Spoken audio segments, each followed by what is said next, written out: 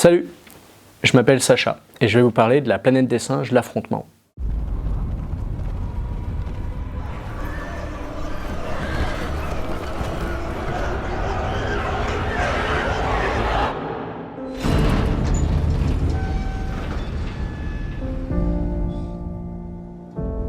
Apes do not want war.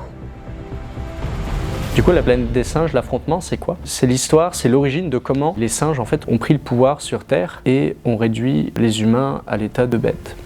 Et donc dans ce film, ça se passe 10 ans après un virus qui a décimé 90% de la population humaine. Et pendant ce temps, les singes, eux, sont en train de créer leur peuple, d'être de plus en plus fédérés. Ce qui fait que moi, j'aime tant ce film et que je le trouve magnifique. Déjà, c'est ce rapport à la situation que nous, on a vécue, donc au Covid, où en fait, vraiment, quand j'ai regardé ce film, je me suis dit, putain, il y a 2 ans en arrière, c'est une situation qui me paraissait pas si imaginaire que ça, la situation dans laquelle ces humains se trouvent dans le film. Mais au final, ce qui est peut-être le plus beau, c'est qu'en fait, il y a 2 factions qui se combattent. Les humains et il y a les singes, qui sont maintenant dans le film dotés d'intelligence, et donc aussi de morale. Et en fait, ces 2 factions, elles se combattent, mais elles parlent toutes les deux d'un seul élément, c'est l'humanité.